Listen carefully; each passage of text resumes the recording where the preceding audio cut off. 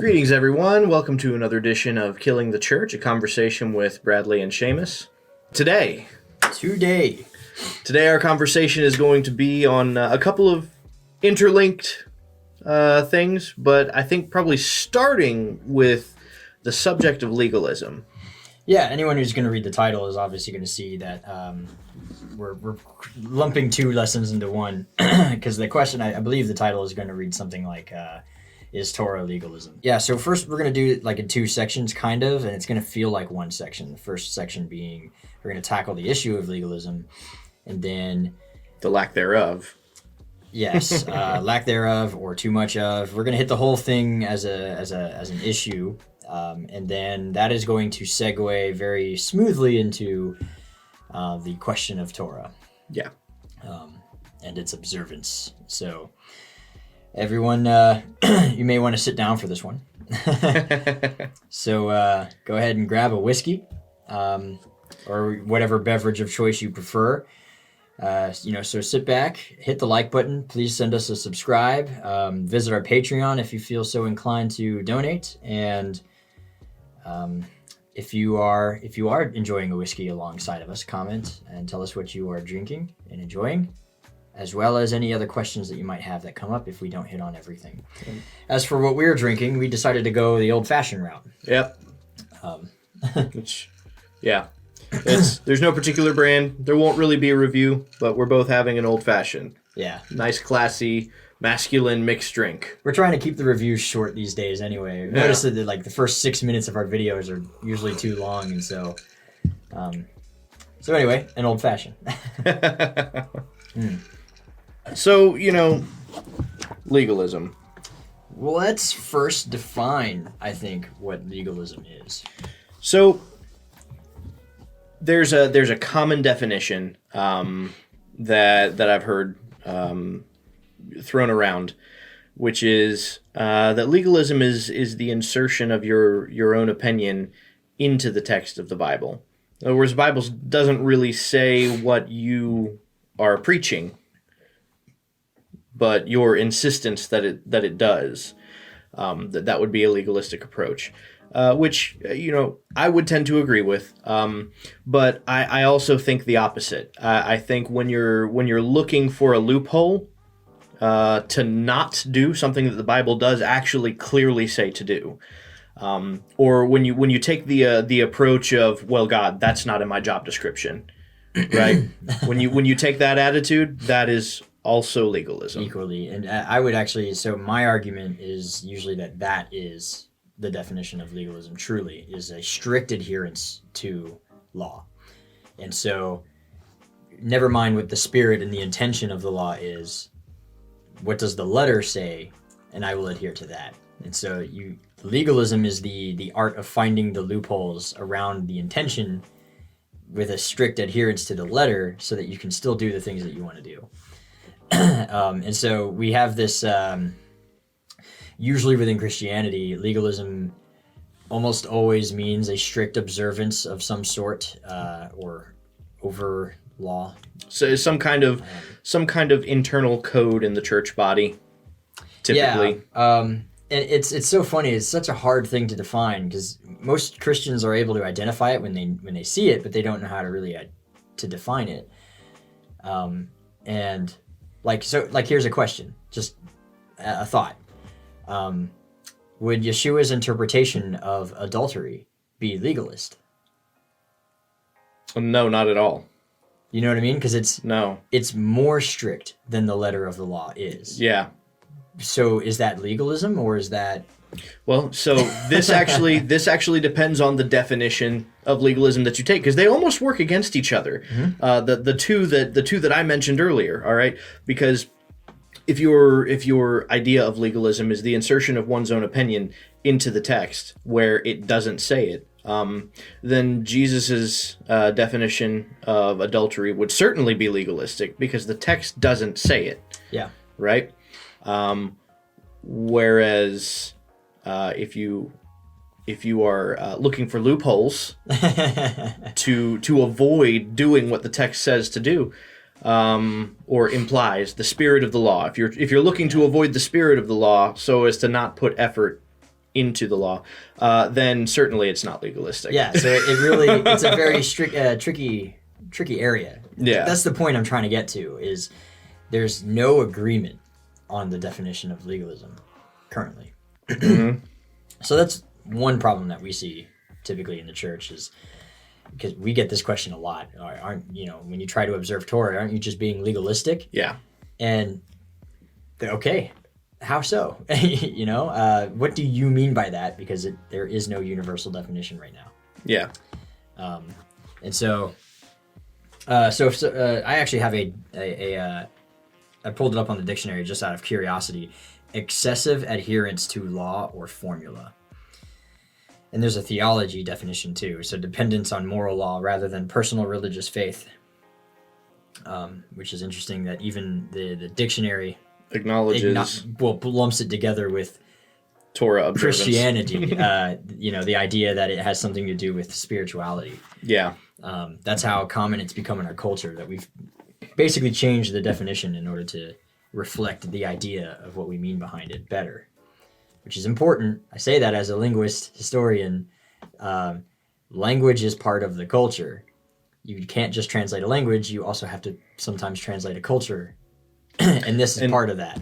Yeah, it's kind of, I think we, in discussion earlier, I'd brought up how, the legalism of the anti-legalist side of the aisle. The paradox of legalism. And it is a paradox, because most arguments that come from like staunch anti-legalists are thoroughly legalistic in their nature. Yeah. And it's just interesting because it's a very sola scriptura, I see that a lot too. The text of the Bible is sufficient. And it's like, okay, well, if you weren't familiar with the culture and language from which it was written, then no, it's not going to be sufficient. The example I gave earlier was, somebody who was born and raised in Japan and they're familiar with the English language. We'll even grant them that, not even a Japanese translation, but they have no concept of European culture or Western culture at all. Now throw them Hamlet and tell them the text is enough. Yeah. I say that a lot too, where the whole sola scriptura. Sola scriptura. I've been speaking all day. I'm done. This has been a long day. You can tell my voice is like... You're starting to get a little hoarse there, bud. I sound like a drill instructor. Keep the Sabbath.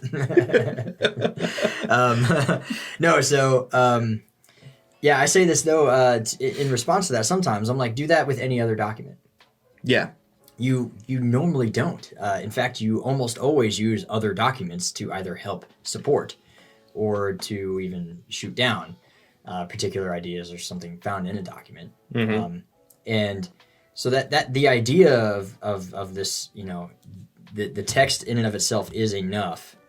I will grant that this Bible is actually a compilation of many books. And so technically it's not sola scriptura in the sense that it's a single book. It's technically not. This is a conglomeration of many books. I'll give you that. But nowhere in this conglomeration of many books is your appendices or your glossaries. It's in the back. Physically speaking, there's an appendices there. But there's no actual cultural appendices. There's no real glossary for the Hebrew words, what is intended behind the meaning. You don't have a translation of every single idiom and every little event that was happening at the time, buzzwords that would mean something to them at the time. You don't have that in here. And so that's where we turn to outside sources to get a better idea of what the text is trying to tell us. I think a large part too, because one of the main arguments that you hear from the legalistic anti-legalism side is going to be an appeal to a change in culture, right? That because culture has changed and so the strict definitions of things, the prohibition for a woman wearing a man's clothes, okay. So in the independent fundamental Baptists, they interpret that to mean women cannot wear pants, which the question comes up, well, who said that pants were a man's garment and whatnot? Yeah, hold on. When were pants invented, first and foremost? Yeah. Because when the Torah was written, there were no pants. Exactly. And so masculine and feminine garment, this is something that actually has to be understood strictly from a religious perspective, not a mundane perspective. And that's what I'm getting to, is you get a lot of comparison of the mundane and crossing that over into the religious realm as it's almost a bad case of apples and oranges. You know, the Chinese food argument that Kirk Cameron is so famous for is like, well, do you eat Chinese food? And it's like, Chinese food is not a religious observance. Fair. Right? Yeah. Whereas in Judaism and in the Bible, everything is there is nothing mundane about Jewish society. There is nothing that is not inherently connected to their religious observance. I really found that. So two things. First, to hit that, I found it funny. I was at Liberty University once, and we had to take one of the classes that you're required to take if you're a resident there is biblical worldview, and they asked the question, in what way can you worship God through your mundane actions, right? And I'm a religiously observant Jew, and so I'm sitting there thinking, wow, every part of my life is ruled by the Torah, so this should be an easy question. So people raise their hands, they say one thing or another, and usually pretty surface level stuff. And then he asks the question, how do you worship God with what you eat? And so I raised my hand. I'm like, the kosher laws. And he goes, yeah, well, no, but... and I was like, what? There's the legalism. That's a perfectly reasonable answer. Me adhering to kosher laws is an act of worship, is it not? But that was not an okay answer, because that's legalistic. You know, that's the... It's so weird how we tend to pick and choose as a culture what we determine to be legalist. But another thing that you had brought up, actually I lost it. Moving on.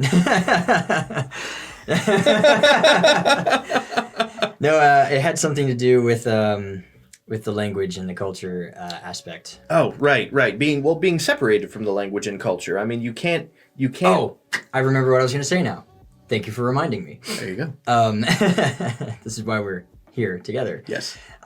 There is a hidden language within culture a lot of the time. In fact, all of the time. We call it colloquialism. And yeah, and so, but what's really important is there are a lot of things that never get written down that are just things that go without being said. And that's how you know that you're in the in. Mm-hmm. Right? And so how do you know that a person is a fundamental Baptist? And it's well, none of the women wear pants. And so that's like a little thing that's not written anywhere in their doctrinal statement. It's not in their statement of belief, but that's how you know that you're part of that group, right? There are things that are like that. The Sephardic Jews don't wear stripes on their talit. Their talits are pure white with white stripes. It's just basically a shinier white.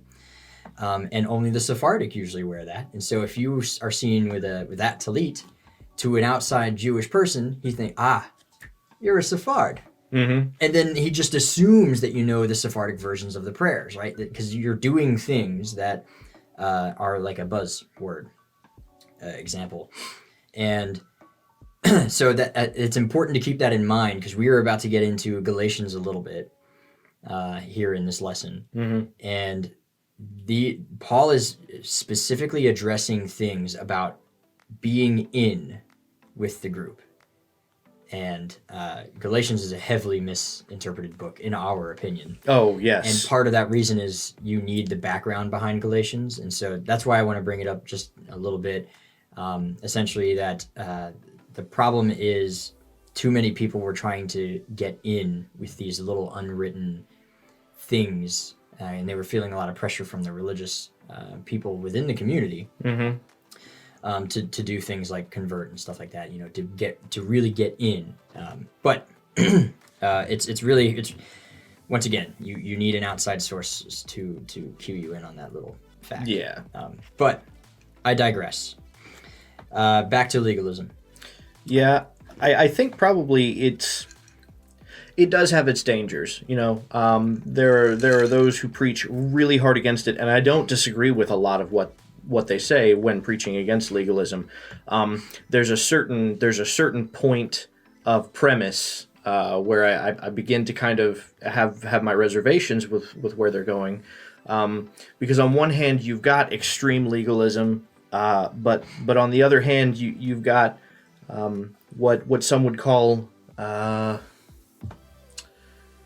religious liberty, freedom in Christ. You would call it, right? But really, what they mean is religious anarchy. Sometimes that's what they mean. That ends up being the equal opposite end of that spectrum. So there is, I would say, legalism is a spectrum. Okay, on one end you've got the extremely heavy stringencies. We'll call it conservative. Yeah, we'll call it conservative, and on the other hand you've got progressive Christianity and the extremely charismatic end of Christianity. The less conservative, the more liberal interpretation, and both sides are extremely legalistic. Yes. And so, where is the center? Is there a center? We would argue that there's at least a standard. Yes. But, yeah, so legalism really is this like opinion versus the law, usually. Because, and the Jews have this problem within their own circles. Yes. The issues of halacha, or how you carry out the commandments. Right? They all agree that the commandments are the commandments, but none of the commandments say how to do them. And so different sects within Judaism have their own way of doing that particular commandment, and it's based off of an interpretation. Yeah, it's one of the examples we typically give, so I know you'd agree, is like the candle lighting. Yes. Okay, well, how long before sundown? You're supposed to distinguish the Shabbat. Okay, so religious halakha has kind of meted out that a candle is lit on either end of the Sabbath, right? Right. It's nowhere written in the Bible. Nope. But that's the tradition that they've started. But how long before Shabbat do you light the candle? This is something that different schools of thought would disagree on, and it's not something they condemn each other, which I think is where Judaism stands apart from Christianity. Yeah, which is nice about the concept of halacha. I think it's worth taking a step back real quick to define what halacha is. Yes. So halacha is the Hebrew word for walk, and it's because you walk out the commandments, you carry them out, and individual communities write a halacha or a how to walk individual commandments. There are 613, and so usually the community elders will come together and decide on what their particular community is going to look like when doing these commandments, so that there's unity within the body. Once again, this comes from an Eastern thought process. It's very collective, and so the idea of being an individual within a community is not exactly looked down upon, but it is not part of the culture. It's not something that they do. And so essentially what they're trying to prevent is every single house at all hours of the day, starting the Sabbath day at a different time of the day, and they're all doing it in their own unique way completely, and essentially religious anarchy. And there's no unifying like set time where the whole community is like, okay, now the markets have to shut down. Now the Sabbath is begun at this time. We've decided as elders that it's going to be this time, and we have made this judgment, and so now it is a law, a halacha law, for the community, based on interpreting of the unique law. To the community. In other words, when you go outside of the community, and if you were to join another community, you're not in some kind of sinful violation for now having a different tradition for this new community that you've moved into. You are expected to abide within the halakha of the community in which you reside. And these disagreements, which are not, again, they're not big disagreements. No two Jews are going to look down on the other and say you're condemned and living in sin for not living by my halakha. The difference really they come where the Torah is actually vague, because there are vaguenesses in the Torah. So Shabbat, okay, well, yes, we understand it begins at sundown.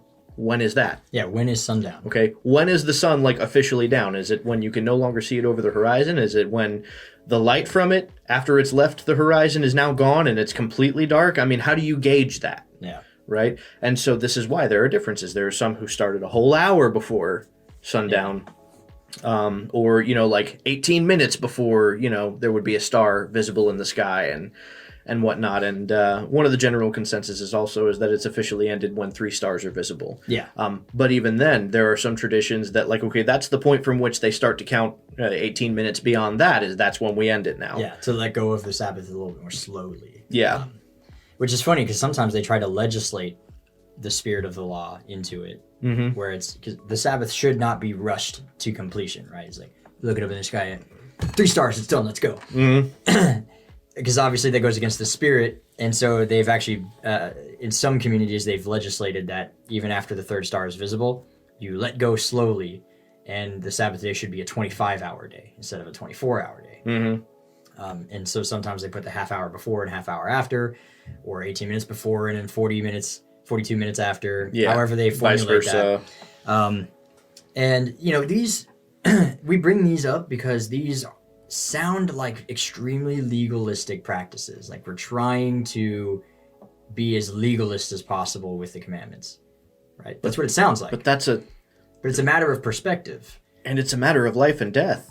And look, let's be real. The Sabbath comes with a death penalty. That's true. Okay? So, do you really have the room to play around with violating it at this point?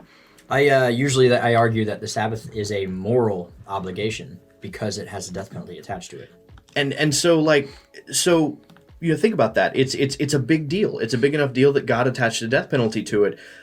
So this is kind of, you know, going more in the legalist realm here, because this is where the oral tradition would come in. The vaguenesses that are in the Torah are answered by the Jewish oral tradition, and a lot of people would. That's the harsh legalism that Jesus came to preach against, and that's their idea. We'll find out later that that's not exactly the case. Entirely true. But yeah, you know, these legalistic approaches to the vaguenesses in Torah are an effort to keep from violating something that would come with a death penalty. Yeah, the Jewish people call it putting a fence around Torah. The idea is, here is the line. Okay, well, that line's a little gray. How do I know when I've crossed it? Yeah. You know what? I don't even want to go anywhere near the line. It's faded on either side, so... Yeah, so you know what? I'll just go nowhere near the line. That way I know I never crossed it. Yep. And so they put a fence up in front of the line, and then they say, this you do not cross. And they just agree to that. And they're like, yeah, that's perfectly fine, because now we know for a fact that we are nowhere near crossing the line into accidentally sinning. And all of the sacrifices, by the way, are for unintentional sins, so they're even very careful about unintentionally crossing that line. It's all a matter, I say perspective, because we in our Western individual culture, well, that's the line. I should be able to get as close to the line as I want to, right? Yeah, I should be able to dance Western. right on it. It's extremely Western ideal. Where we're talking about a document that says, should one do X number of things among you, cut him off from the people, right? That's one of the things. And so it's not a death penalty. It might as well be. Yeah, you're exiled. Yeah, and why would you want to do that to somebody, even if it was inadvertent? The Torah is very clear, even if it is inadvertent. There are things that you can't come back from. And so to protect the whole community so that no one gets that exile, except for the people who deserve it, you, as a community, agree to a set of laws, and it's okay, okie dokie from there, you know. So It is a perspective issue.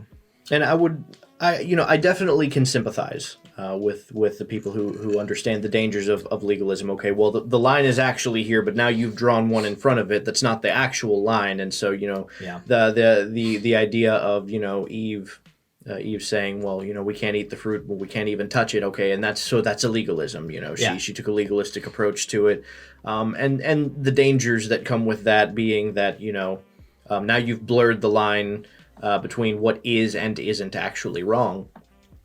I can certainly sympathize with that, but I would say that arguing the opposite does the same.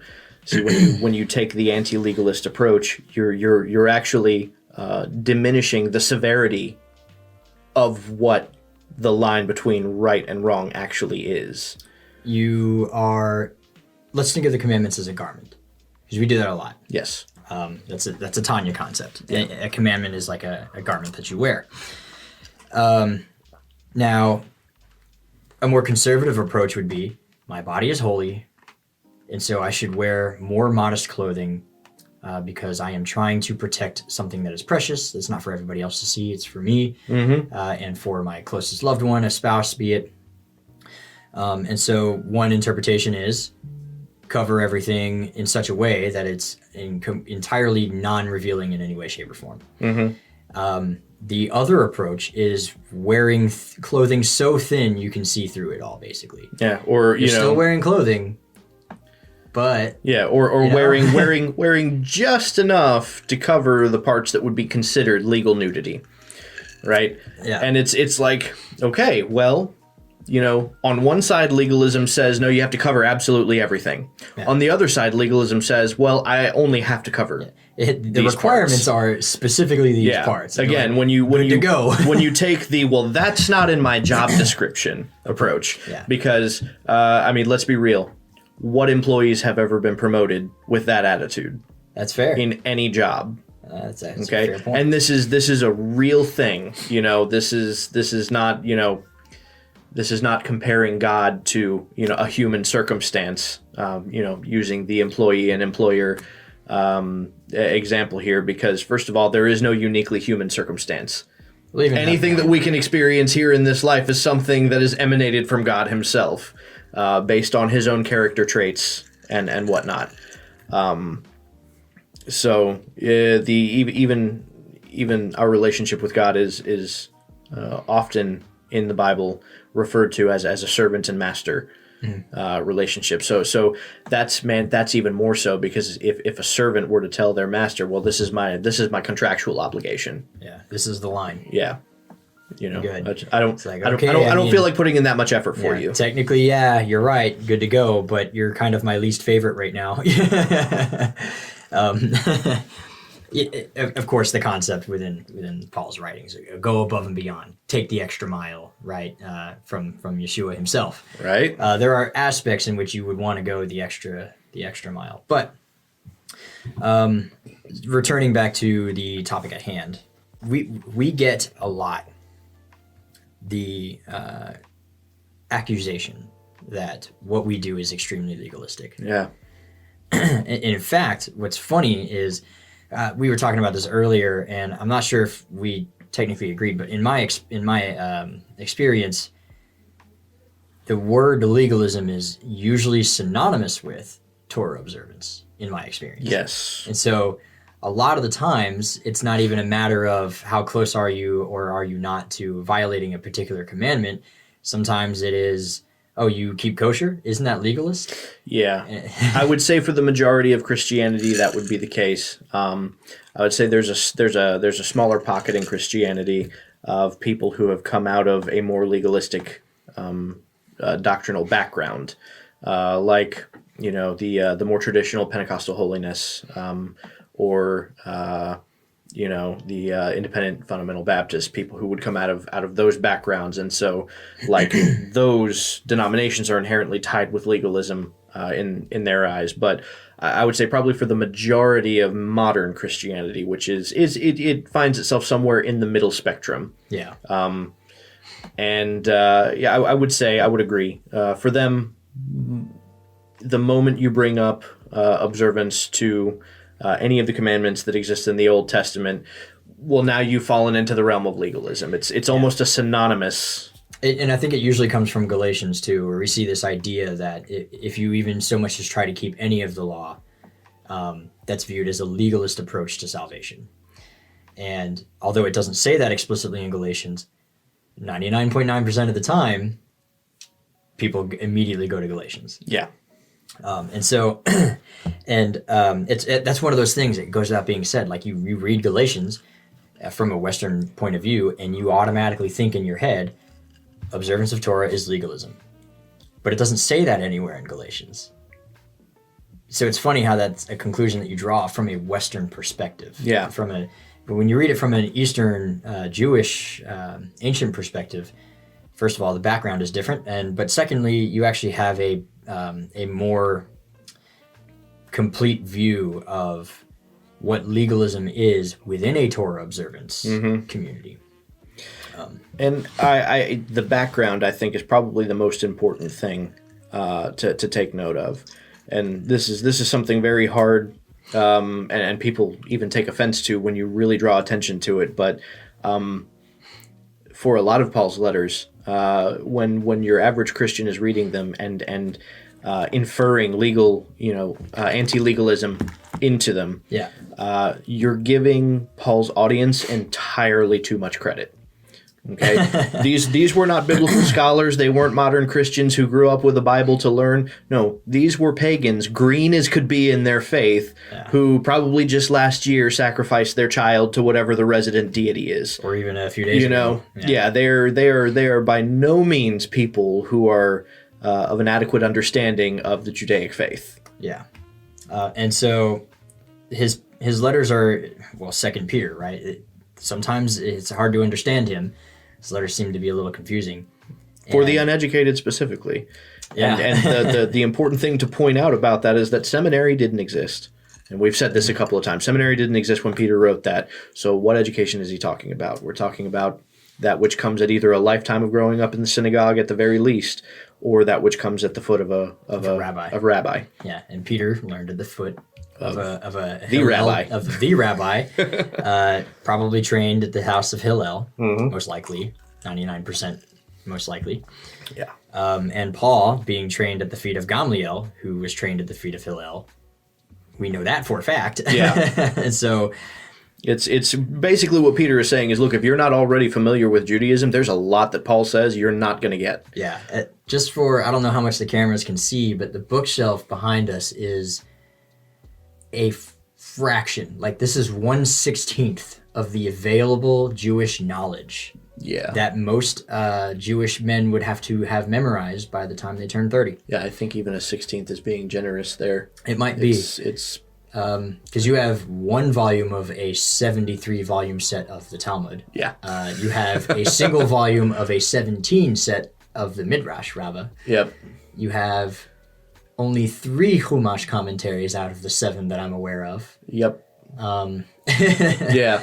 You have a few of the prophets, not all of them. And so this is nothing. As impressive as this is, actually, and I'm extremely impressed, by the way. I noticed you got some new books up here. Yeah. I just got the Or HaChaim. I'm super stoked about it. This is one of my favorite sets of books ever. And I mean, just to kind of draw attention to the wealth of knowledge that is out there. Or HaChaim, I opened it up as soon as I got it and just started to read in Genesis a little bit, because Lord knows the first chapter of Genesis is my favorite chapter in the whole Bible, right? Yeah.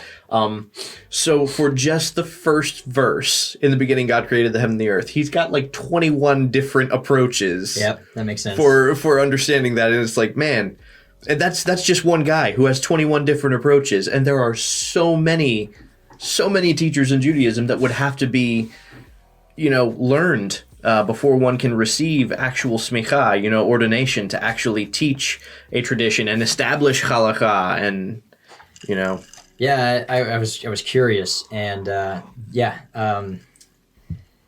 this only has 25 chapters of Genesis in this one volume alone. So the second half of Genesis is in volume 2. Yep. So it takes 2 books just to explain one book. And that's from one person's perspective. Mm-hmm. Or HaChaim is a person. So anyway, so there's a lot to understand. There's a perspective issue, and I keep bringing that up too because Paul had a very high view of the Torah. Mm-hmm. Like any other religious rabbinic Jew of his time, the Torah was the greatest gift ever given to mankind, ever. The revelation at Sinai is so special that's why the Jewish people are the chosen people, because they got the revelation nobody else got. They received the Torah. And so just a few verses as an example. I have Romans 3:31 right down now. 3:31, do we then nullify the Torah through faithfulness? May that never be. On the contrary, we uphold the Torah. 7:12 in Romans 7:12. So then the Torah is holy, and the commandment is holy and righteous and good. The commandment being in the singular as a reference to the Torah. We see that a lot. It's a very common Jewish thing to do. The Torah refers to itself in the singular form as the commandment. And then this is my favorite one. I bring this up a lot because I also get that the Torah is not a very spiritual approach. It's it's law, right? It's not very spiritual. Yeah. It's very letter, not very spirit. Romans 7:14, for we know that the Torah is spiritual, but I am of the flesh, sold to sin. So this is, this is another one of those where an understanding in the background, though, because, and this is what I love about chapter 7 specifically, and I always enjoy a debate, on this subject where someone tries to throw Romans 7 at me because they have no idea how much it doesn't agree with their stance on the legalist issue of the Torah. Because the first verse of Romans 7, or the first few verses of Romans 7, really hammer down exactly what perspective you're supposed to be understanding the chapter from. Because he says, now brothers, because I am speaking to those who know the law. Yeah, or do you not know, brothers, for I am speaking to those who know the law. So it's like, whenever a Christian tells me I'm being legalistic because Romans 7 says, it's like, okay, well, did you grow up in Orthodox Judaism? No. So he's not talking to you. Then he's not talking to you, and you don't understand what he's reading, like what he's writing. You are not coming from the perspective of the audience that he was writing to. One perspective, right? Think about the difference of your particular way of reading the chapter. If you think Paul hated the law, and then you read his letters, and if you come to the text with that already in your head, you will find that. Yeah. But if you come to the text the other way, that Paul had nothing but love and zeal for the Torah, you will read his letters entirely differently. It will mean something completely different to you. Traditionally, we have come before his letters with the idea that he hates the law. You are raised to believe that, whether you know it or not. And that's because the church basically teaches that. And it's funny actually, because this is one of those where in the crusade for anti-legalism, it's extremely legalistic in the way that it comes about, because one contention people would have with the version that you just read is that it inserts Torah where the word is just law. Nomia. In Greek it would be nomia, or nomos. Nomos is the root for nomia. So the idea being, well, that's it. He's not talking about the Mosaic law there. He's talking about the law of Christ, the law of love, right? And so there's this weird idea about where the New Testament is actually referring to the Mosaic law versus where it isn't. And you can typically discern how Christians are going to separate the two based on how it's speaking about the law. Yeah. If it's mentioning the word law in some kind of a negative aspect, well, that clearly is referring to the law of Moses. Yeah. But wherever it speaks positively about the law, it's like, well, now that's something else entirely. It's something different. And they really couldn't justify to you biblically why that is. That would be that textbook inserting of my opinion into what the Bible says. Eisegesis. Yes, that would be that legalism. Yeah, because it doesn't say that. And contextually speaking, from a Jewish background, again, most of the places where the law is being referenced negatively, it's not actually even referring to the law of Moses. It's the law of sin and death. Is not the law of Moses. Yeah, actually. And it's interesting that you brought that up, because the law of sin and death is a phrase in and of itself, and it never means the Mosaic law when you see them put together. The law by itself, nomea, you will usually, by itself, you can sometimes put it in as Torah, depending on the context. But the law of sin and death is not the Mosaic law. No. It never is. And Romans 7, verse 7, what shall we say then? Is the Torah sin? May that never be. On the contrary, I would not know what sin is except through the Torah. So I love that one particularly because Paul here is saying the same thing that John says, because this is one of those that's brought up a lot, and people say, well, you're injecting the Torah into that passage. He's talking about the law of love, right? Where John says. First John. Oh yeah, First John. It's like 2:6 or something. No. It's First John 3:4. Let me go there. Yeah, that's the sin is the transgression of the law. I thought that was 3:16. Let's find out. No, it's 3:4. Everyone practicing sin also practices Torahlessness. Indeed, sin is Torahlessness. Right? And so the way that I've heard that argued, even by some very prominent YouTube pastors, is that's not referring to the law of Moses. That's referring to, the law of love, that we read about in the Gospel of John, right? The problem is that there John is defining sin as being that which is against the Torah, and it's 100% harmonious with what Paul says in Romans 7. Yeah. Paul literally lays out a case saying that no, the law of Moses defines what sin is, right? So you have to create an alternative precedence for the term law in the case of John. No, the one you were thinking that I was referring to is actually John 1 John 2:4. 2:4? 1 John 2:4. This is one of my favorite ones. 2, 3, and 4. Yeah. Now we know that we have come to know him by this, if we keep his commandments. Verse 4, the one who says, I have come to know him, and does not keep his commandments, he is a liar, and the truth is not in him. But whoever keeps his word, in him the love of God is truly made perfect. That's heavy. Yeah. So what's funny is I have here highlighted also verse 6 of the same chapter because, the what would Jesus do bracelets? We usually bring that up a lot because we're like, well, Jesus kept Torah, actually. So we know what... We already know what he did. We already know what he did. And so what did Jesus do is our counter to what would Jesus do? Because he provided the example. And verse 6, chapter 2, 1 John, whoever claims to abide in him must walk just as he walked. What did Jesus do? Yeah. We should make that into a t-shirt. Right? or a coffee mug or something. A whiskey glass. Oh, boy. Ooh, a wine glass, because he did turn water into wine. and of course, wine is for Kiddush and Havdalah before and after Shabbat. Yeah, exactly. So. And walk just as he walked. The word in Hebrew for walked is halakha. Halakha. So follow after his halakha. So Jesus wrote for us the halakha that we as a community are supposed to observe according to the Torah. And 2 John is saying exactly that. And that's where the whole idea of the law of love, right? Because again, so he mentions, demonstrating the love of God in that passage, right? And so that is where a lot of the contention, the argument would be, well, no, see, because of this verse here, he's talking about the law of love, love your enemies, love God, because those are the two on which the whole law hangs. Yeah. And so, the approach is like, well, if you love God and love your neighbor, then that's the same as having completed the whole of the Mosaic law.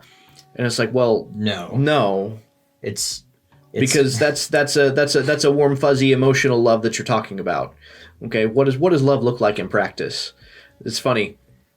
One of our guests that we have at our Torah study Friday night, so we were discussing this because he's going through Tanya with us. Is that we reside in a physical world. When you get into the discussion of Tanya and Jewish mystic belief and the idea of the four realms and the 10 dimensions that exist between those, we reside on the lowest, the world of action, because everything takes a physical form. In this world, yeah. Even esoteric or ethereal concepts.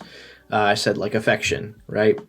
So a lot of people are going to be familiar with the book, The Five Love Languages. Okay, it's five methods of expressing affection. Okay, but they're all physical. In some way. Every single one of them is physical in some way or another because it requires a physical action to actually express that affection, that love. And so by the same token, when people say, well, yeah, all I have to do is love God and love my neighbor. It's like, okay, how? Yeah, and that's actually a very Jewish concept. How do I love God and how do I love my neighbor? Because to a Jew, it's not as simple as love him as myself, where we think on an individual level because we're individualist, right? So we're like, oh, okay, so the things that I like, I should do for my neighbor, Whereas to a Jew, they don't think on an individual basis. They think more collectively. Mm-hmm. And so that doesn't make sense to them. That is a question of what? Love my neighbor as myself? How? It's a culture difference that you can't equate the two. And that's one of those where when you really begin to dissect, so, because the question now comes, well, then what did Jesus mean when he said that on those two hang all of the law and the prophets? Okay, well, when you really, really dissect, because as far as the prophets go, they had one message. Repent. For the kingdom is at hand. Right? So, and when you think about repentance, teshuva, what does that mean? Does it mean change direction? I know in a lot of Christian churches, right? Yeah. To turn, you get this generic idea from the Greek word to turn, right? But no, teshuva is much more specific. It's turn back. Yeah. Okay. The idea is that there was some place from which you had strayed. Yep. There is an origin point where you're supposed to be, and you've wandered from that. So you turn back in that direction. Now, if you're a Jew, what are you turning back to? What have you strayed from? Yeah. That you have to turn back to? The prophets were talking to Jews. So turn back to what? Turn down for what? I'm kidding. That's only on some holidays. Sorry. But excuse me. But yeah, no. So the idea though is that, and if you read through all of the prophets, what had they done? They had fallen into idolatry and any number of other violations of the Torah. It's not just idolatry, because with idolatry comes its own list of violations of the Torah that come in the form of dietary violations, sexual violations. Sexual violations. There's because again, the Torah itself is not just a religious practice. It's a covenant. Things that we do in our daily lives that would seem mundane. No, in the Torah, this is wholly religious. Yeah. And that's because Judaism is not a religion. It actually is legitimately a relationship. Yeah. Which is why, look, the idea of a marriage contract in Judaism, right? Ketubah. The ketubah, all right? It comes with its terms and conditions, right? Which that's a covenant, just like the covenant that we have with the Almighty, right? Or the covenant that Israel had with the Almighty in several cases. So there's terms and conditions, and when you take the approach of, okay, well, it says I'm supposed to provide for you, so like as long as I give you.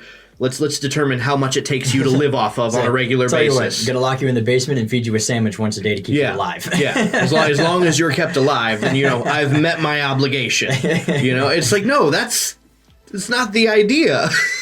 Yeah. And so that's why everything that you do in a marriage is going to be related to your relationship with your significant other. Yeah. There isn't just a list of rules. There are a list of rules that are generics, and in between the lines of those is where the deeper actions would fall. And I would say that this is very much the same way. So, on those two hang all the law and the prophets. So that's what we find when you really, really dig through the Torah. You find two kinds of commandments. Those pertaining to how to love God, and those pertaining to how to love your neighbor. Yep, your fellow man. And in Hasidic circles, and this is actually explained a little bit in Tanya, that you can be perfectly observant in every way. You can be a tzaddik, a righteous man, and keep as many of the commandments as you are physically able. And if you don't do any of those commandments out of the motivation of love, then you have not done anything. Mm-hmm.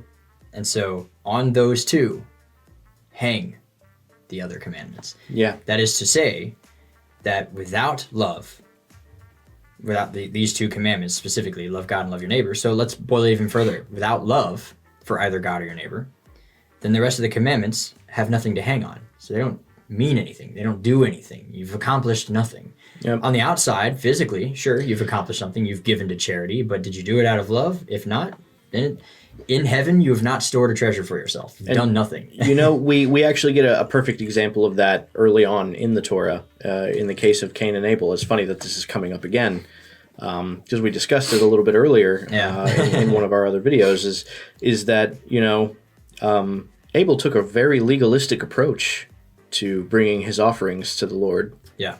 Very, very legalistic approach. And why? Why did he take that legalistic approach?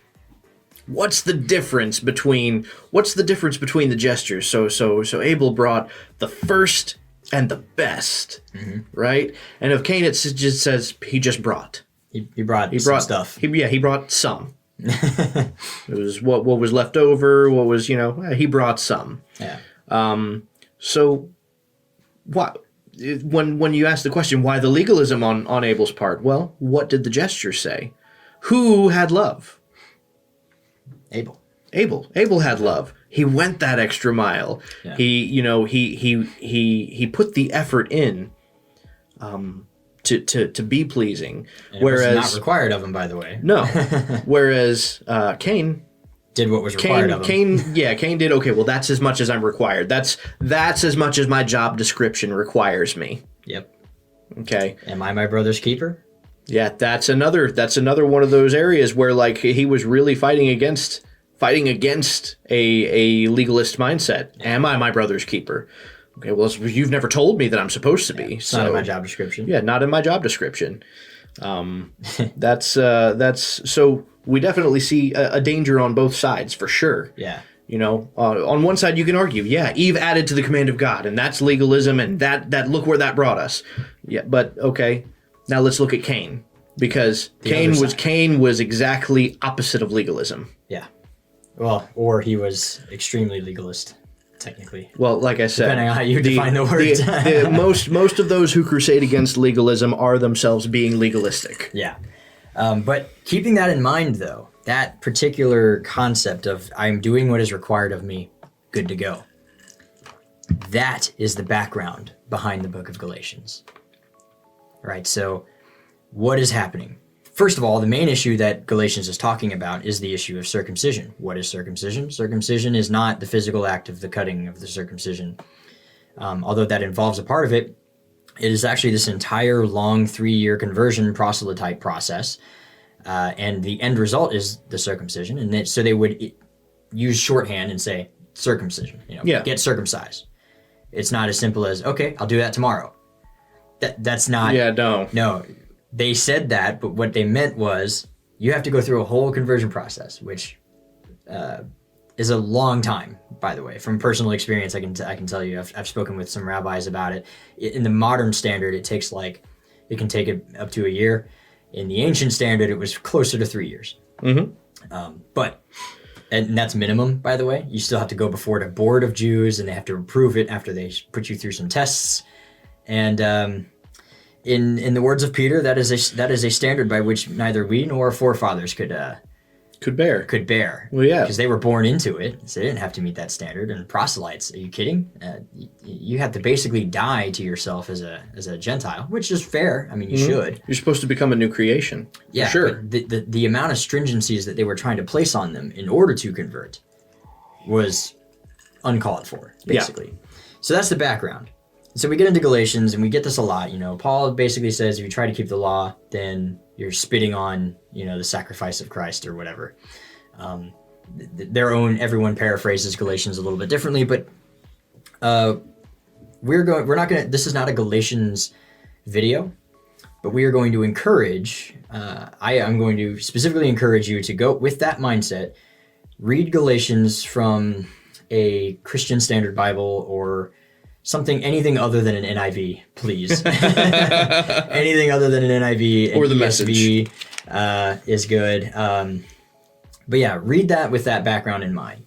That the issue being brought up is being proselytes, making converts legally to Judaism. So every time you see the word circumcision, read in there legal conversion, and keep in mind that the background is people within the community who are already Jews or probably already proselytes who went through this process are trying to encourage brand new believers who just got into the faith to make a conversion in order to make it legit.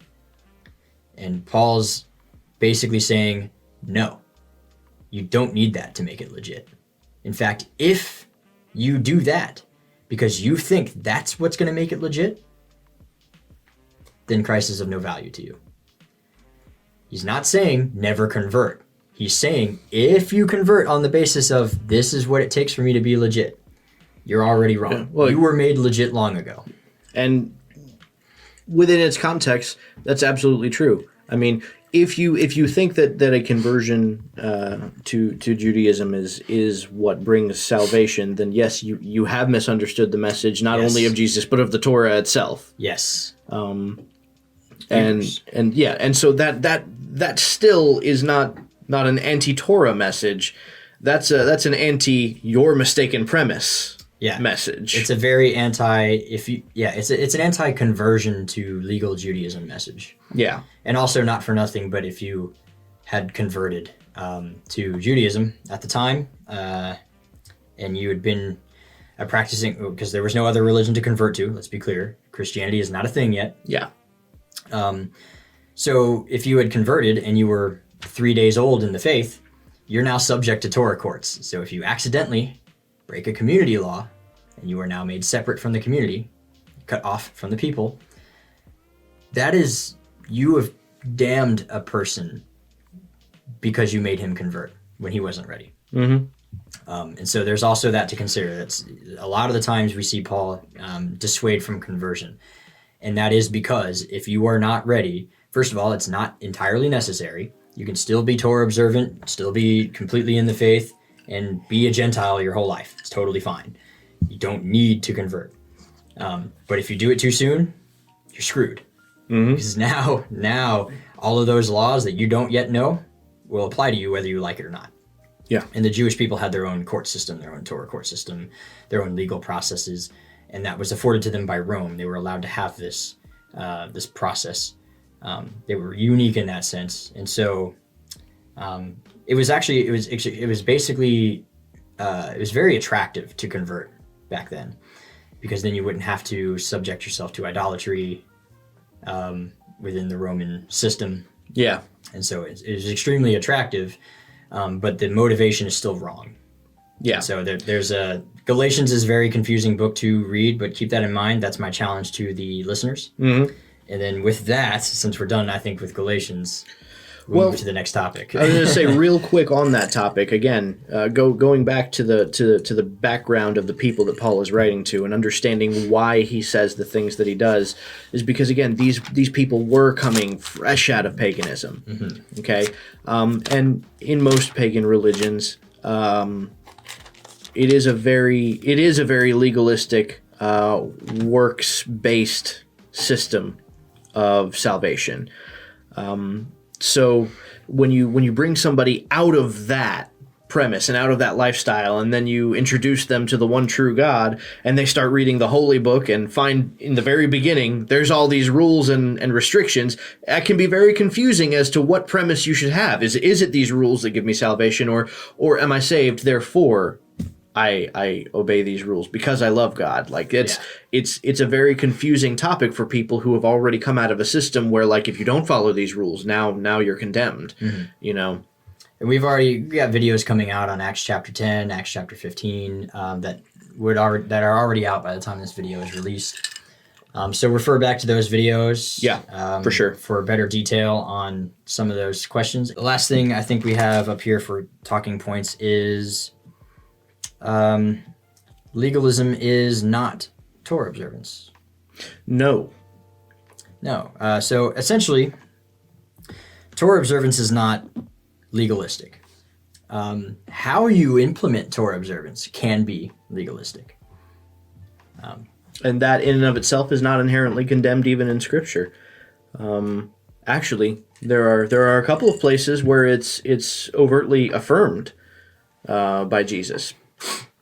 And the contention that he has with the Pharisees is not their legalism, it's their lack of concern for other matters in addition to their more legalistic approach.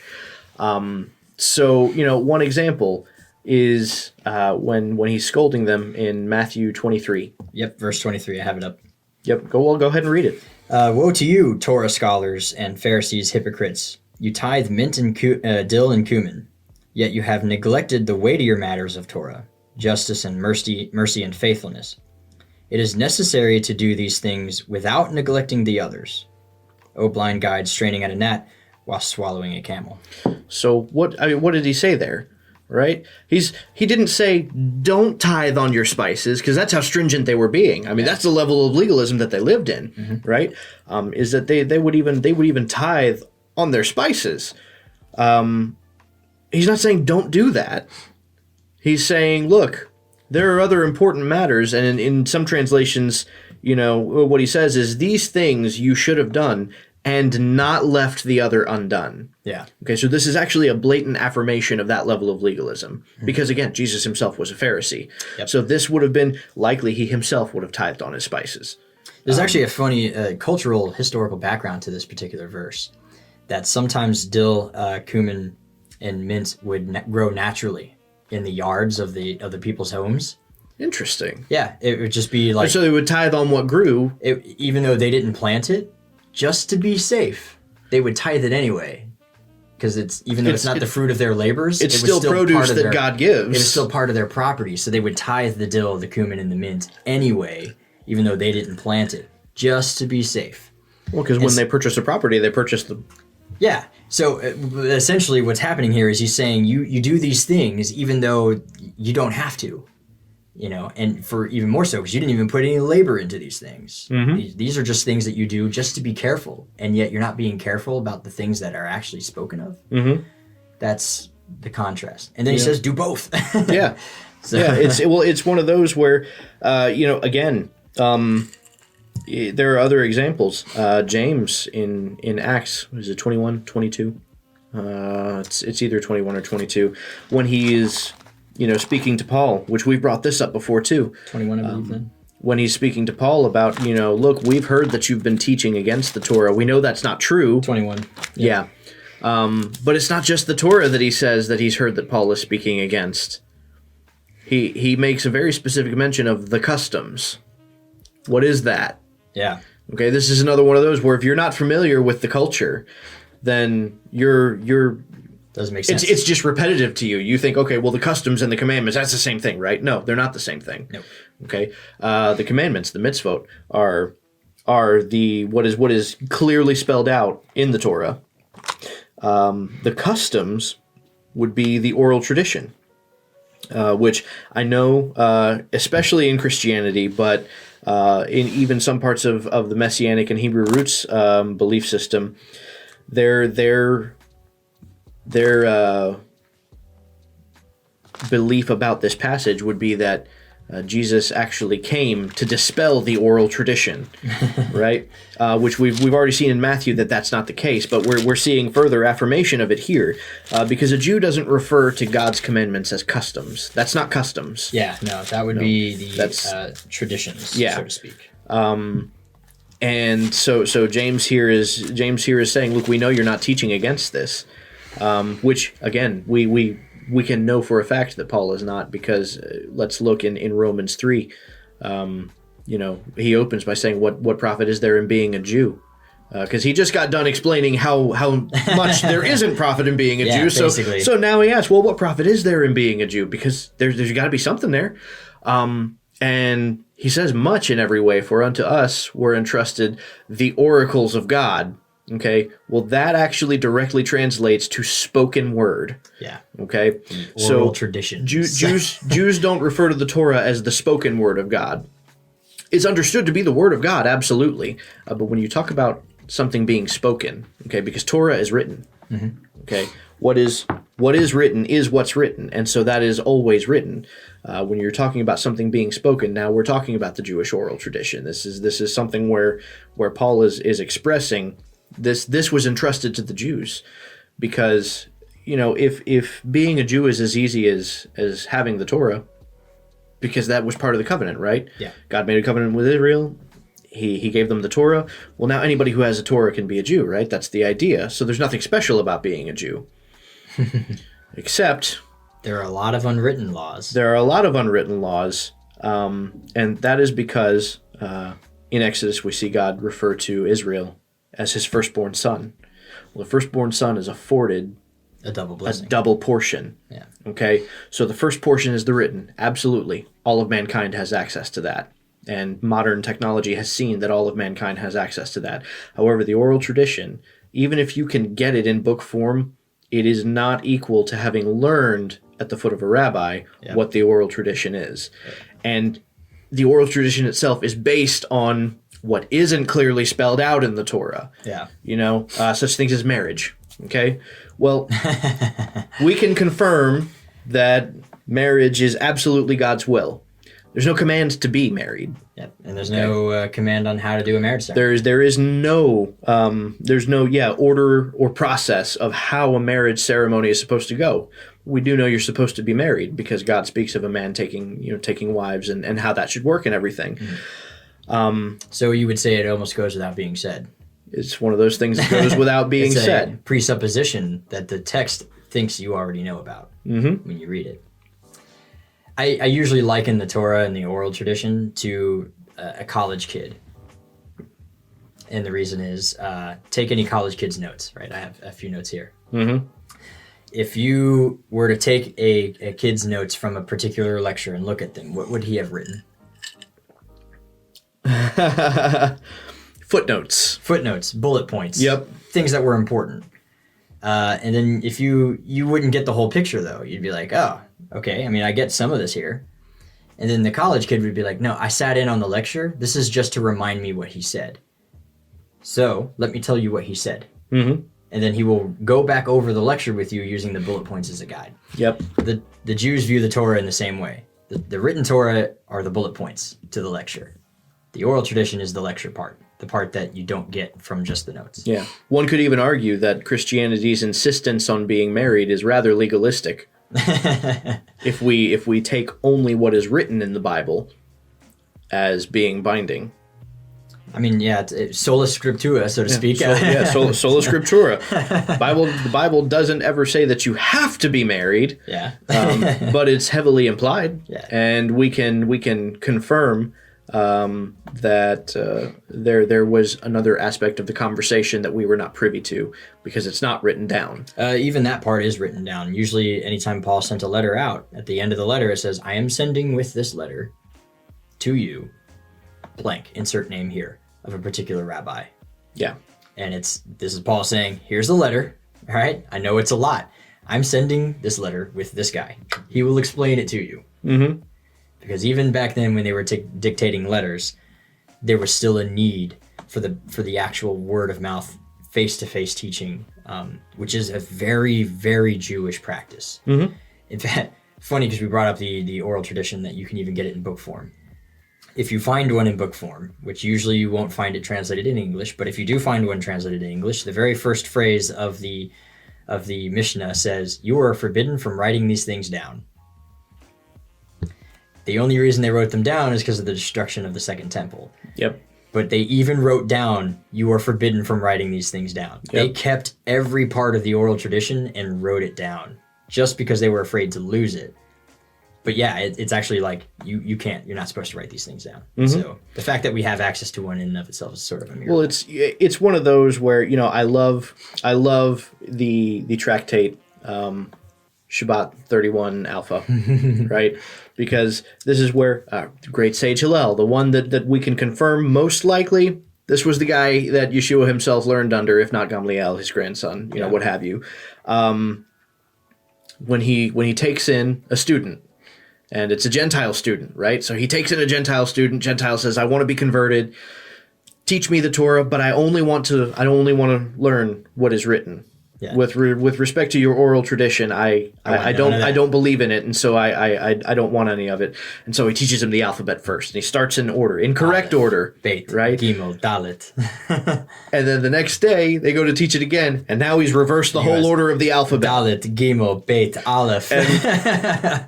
And the student is like, whoa, that's not what you said yesterday. And he's like, so you had to rely on me for an oral tradition on how this is supposed to be, supposed to be meted out, how it's supposed to be understood. Rely on me with respect to the Jewish oral tradition also. Yeah. Right? Because it's one of those, like, questions that it's those shower thought questions that us millennials love so much because they're comical, right? Who put the alphabet in alphabetical order? It's an oral tradition. Yeah. It absolutely is an oral tradition. And so the Jewish alphabet the same way, and the rest of the Jewish oral tradition. Yeah. The thing is, the Torah is virtually impossible to read without an interpretive tradition. And the reason I say that is the Torah contains a ton of mistakes. We talked about this earlier in one of our podcasts. Yep. These mistakes are on purpose, but it's basically illegible. Mm-hmm. So much so that there's a particular commentator who decided to write a commentary on every single mistake ever written in the entirety of the Torah. It's an exhaustive list of all the mistakes. This commentator is called Rashi, and you have his entire commentary right up right here. there. It's this entire 5-book set. I don't know if you can see it on the camera. Probably not. No, you can't. But it's 5 books, this size. And the only time Rashi mentions anything in his commentary at all, here you go. The only time he mentions anything at all, if he has any words written about a verse ever, it's because it's a mistake. Yep. It's basically not readable without. There's either a misspelled word or an incorrect word as far as grammar goes, or reads weird. Yeah, there is something that is not grammatically correct about the way the verse reads, and so he commentates on why he thinks that the mistake is there. Usually it's not even like why the mistake is there. Sometimes he'll just tell you what the plain meaning is regardless of the mistake. Mm-hmm. Depending on the level of the mistake. But basically Rashi feels that you need to be told what the verse means because it's basically illegible. Well, and it's one of those also that so in Hebrew, and anybody who's ever read any of these types of books, biblical Hebrew now comes with a set of vowel points that the Masoretes have encircled it with. Now, there are some of those in the Hebrew roots movement who are of the belief that there are fundamental truths of the Torah that have been concealed and hidden due to the addition of the vowel system. That there are certain things because, well, 3 Hebrew letters could translate 5 different ways depending on the vowel system that you use. It's any Jew worth his salt is going to read a Torah scroll without any vowels at all. But that's because there's got to be an oral tradition on how to be it's understood. Because if you were to come to the text with an understanding of the Hebrew language, right, but with no knowledge on vowel points or context, but you're just going to read the text for what it is, right? So you've not been taught the oral tradition on what these words mean and where the stanza is, where the stopping points are, and whatnot. Then how do you discern the difference between the fat that is to be burned on the altar and milk? Because they're the same 3 Hebrew letters. The only difference is their vowel points. Yeah. Right. There's chalev and chalev. Which one is forbidden for you to eat? Even shaked and shoked in Jeremiah 1:10. Yep. The word play with almond branch and watching. Shaked and shoked, it's the same 3 Hebrew letters, different vowel points. Yep. So without the vowel points, it's the same word. Yeah. And so that's the thing is how you understand the words of the Torah in and of itself are predicated on an oral tradition because the vowel point system didn't exist. Oh, so the Masoretes had to understand something. I just thought of a good example. Sometimes I read red as read, when other times I meant to read red as red. You know what I mean? And unless you have a fundamental understanding of the English language, that sentence makes no sense to you. Mm-hmm. And unless you understand the formula, the grammar rules of the English language, when you read it. Yeah, how do you know when you're supposed to read it that way? Mm-hmm. It's inherently influenced by the context surrounding it, and that's all oral tradition. Yeah, it's more or less. Yeah, we write things down nowadays, but back then you definitely didn't write all these things down. So anyway, I think we intended to go on like other things that the Torah is not, but I think we've beaten this horse pretty dead. Yeah. Anyway. But there are a couple of things we want to make clear. Torah is not trying to earn salvation. No. And Torah is not a bunch of irrelevant laws. And it's not this loveless document that is nothing but law. Is, in fact, highly revered by the Jewish people, highly revered by Paul himself. It is a response to salvation, not an achievement. Yeah. And the irrelevancies of certain laws are there for a purpose. Not everyone understands them. And particularly the pagan world or the Western world or the world outside of Torah doesn't understand a lot of the laws, like why you can't mix fabrics of wool and linen together. Mm-hmm. There's a reason behind that for a different day. Yep. Yeah, and I think want to end. Yeah, so basically we keep the Torah because we are saved, not in order to earn it. That's a very important distinction. I've said this in my interview with Will Hess down at the Church Split. Shout out to the Church Split. Yep. We'll plug them in. And then the very last thing I want to hit before I think we're ready to wrap up, unless you have other things to do. Yeah, sure. Yeah. Yeah, so I'll do the outro since you did the intro. But the last thing I want to wrap it up with is 1 John and 2 John, but we'll do 1 John first. 1 John 5, verse 3. For this is the love of God, that we keep his commandments, and his commandments are not burdensome. Which is what I love to note about that is, again, so the books of John always involve some kind of echoing of something the Bible says elsewhere. I was going to say, the Torah says this. The Torah. Moses says in the Torah, this commandment is not too far away from you. Yeah. Right? Which is to say, it's not too hard. It's not too burdensome. It's very near to you in your mouth and in your heart that you may do it. Yep. And then the last one, because John is very consistent. So 2 John, verse 6, because it's a single chapter book. Now this is love, that we walk according to his commandments. This is the commandment, just as you have heard from the beginning, that you walk in love. And I wanted to end on that one because we've already gone over the word walk, halacha. And so the whole purpose, Yeshua shows us how we are to walk, halacha, the commandments. His philosophy was a philosophy of love, which is a very Hasidic approach, very Hillelite. Mm-hmm. And any good Orthodox Jew today would agree with that. Any good Orthodox Jew would read these letters and even the Gospels and think, wow, what a great Hasidic Jew. Yeah. But unfortunately, the reason most Jews don't believe in him as the Messiah is because we present him as this other thing that he's not. He's no longer Jewish. Yeah.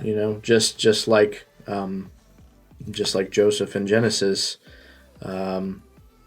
Egypt took him and dressed him up like an Egyptian. Like an Egyptian, yeah. And so when his brothers saw him years later, they no longer recognized him as their brother. Yep.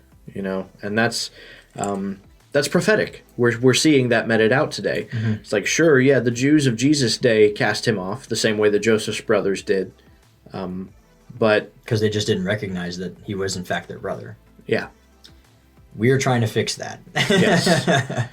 Yes. But it starts within our own churches, our own community, because we are misrepresenting our Messiah to the Jewish people. Yeah. And that's the biggest reason that they don't believe in him. Yeah. Because they look at us and go, that's not the Jewish Messiah. It starts with first telling the Egyptians that Joseph is not Egyptian. Yeah, I guess so. Yeah. Recognizing that he is in fact not Egyptian. So anyway, yeah. Once again, love is the driving force of the commandments. Mm-hmm. It's the lifeblood of it. Yeah. And it doesn't nullify any of the commandments. It is the motivation for the commandments. Yep. Which was different for the Pharisees at the time, who were of the house of Shammai. Love was not the driving force. Fear was the driving force. So it's a.